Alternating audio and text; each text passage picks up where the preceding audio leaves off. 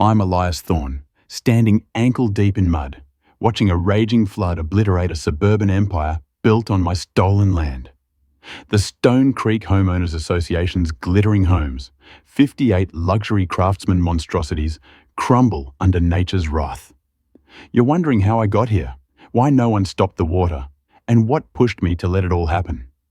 This is a story of betrayal, a stolen legacy, and a war I didn't start, but was damn sure going to finish. It began with my grandfather, Amos Thorne. When he passed, he left me more than land.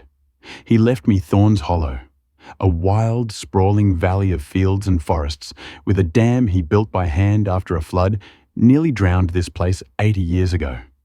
That dam wasn't just stone and earth. It was his defiance against nature's fury, a fortress signed over to me in a will as clear as mountain water. For years, I lived quietly, working in town, mending fences, walking the dam's crest under starlit skies. Peace, I thought, was mine. Then came the letter, crisp, white, stamped with the gold-embossed logo of Stone Creek HOA. I wasn't part of any HOA. My land sat outside town limits, shielded by grandfathered zoning. Yet, they claimed my property was now under their community review, thanks to a shady county vote and redrawn maps. Curious turned to rage when I crashed a town meeting and saw a slick developer flashing colourful slides, my land swallowed into their Stone Creek expansion like it never existed. That's when I met Miranda Hale, HOA president, a predator in pearls with a smile that could cut glass. "Just a survey error, Mr. Thorne," she cooed, head tilted like a vulture. "All legal." I left with dread twisting my gut. The invasion was swift. Surveyors trampled my fields without a word. Neon stakes sprouted like poison weeds. Bulldozers roared in, carving roads through the pasture where Amos taught me to ride. Foundations for their cookie-cutter mansions rose in sloppy grids. I fought back, hired Tom Carver, a decent lawyer who flinched at the names on their paperwork. County clerks ghosted me. Complaints vanished. Miranda's board nodded like puppets, painting me as the crazed hermit clinging to old deeds. At the next meeting, Miranda's voice dripped fake pity. "Take our generous buyout, Elias, before progress leaves you behind." I stood, voice thundering. "I'll never sell what my family built." The room froze.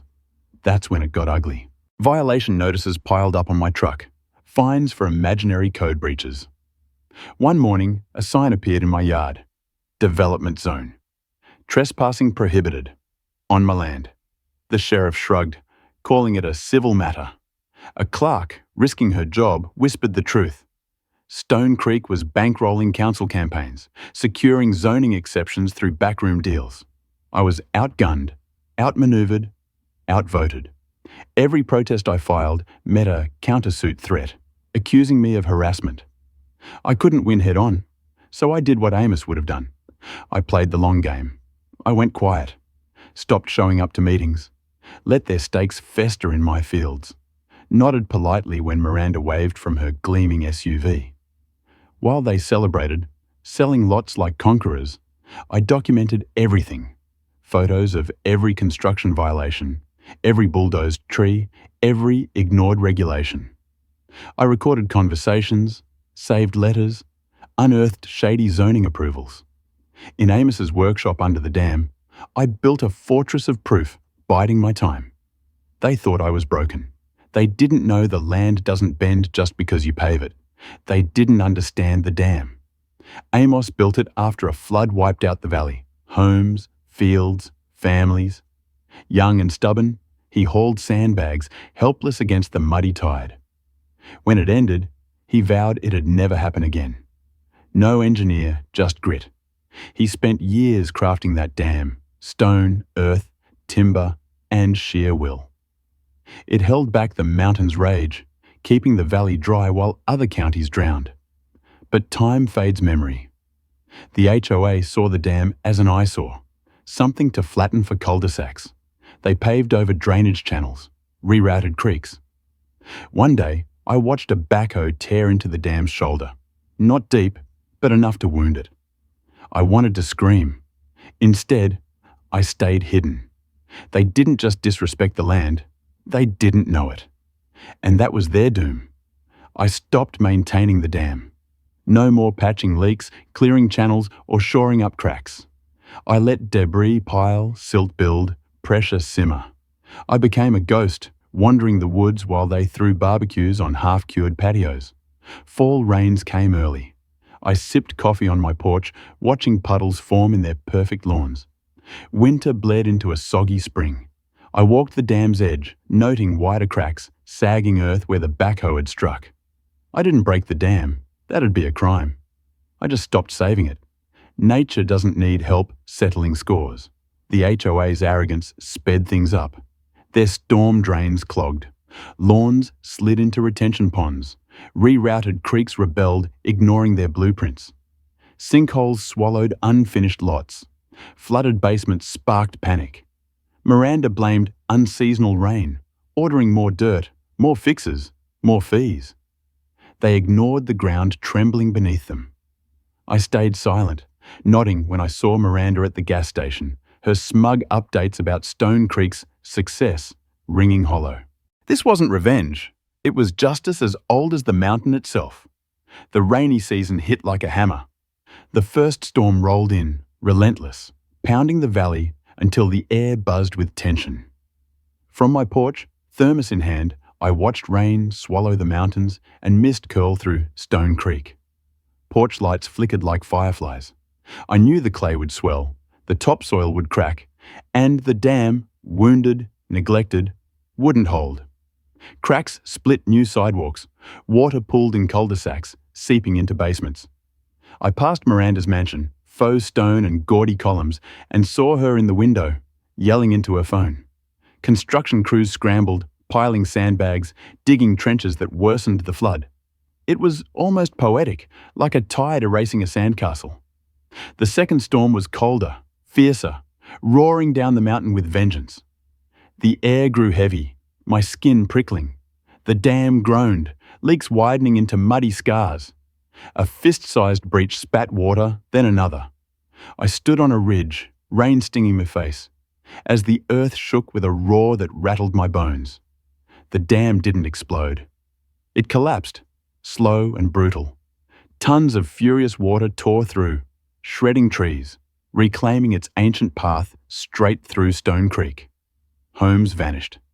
Roofs floated like debris. Streets buckled, swallowing cars and mailboxes. Miranda's mansion held a moment longer, her silhouette screaming on the porch. Then the water hit, liquefying her lawn. The house split, one half sliding into the flood, the other collapsing in a groan of snapped columns. In minutes, Stone Creek was gone. Emergency crews wailed in, too late, their sirens useless against the mountain's wrath. I watched, dry and calm, heart steady. Guilt tugged, but satisfaction roared louder. I'd warned them, filed notices, sent emails, all notarized and ignored. Legally, I was clear. Insurance adjusters poked through ruins, denying claims. Act of God, negligence. Miranda sued everyone, county, developers, me. Nothing stuck. Investigations unearthed her empire of bribes, fake reports, and illegal filings. Homeowners sued, banks folded, and Stone Creek's name became a curse. Miranda lost her SUV, her jewelry, her pride, fleeing to a cousin's house, broken. The HOA dissolved in lawsuits and shame. Quietly, I filed for adverse possession. No one fought me. The land, muddy, scarred, came back, acre by acre. I rebuilt the dam, hauling stones with old-timers who remembered Amos. It wasn't fancy, but it was strong. I let the fields go wild, creeks find their paths. Deer returned. On a crisp fall day, I planted a cedar post by the highway, hanging a sign. Welcome to Thorns Hollow. We respect the land.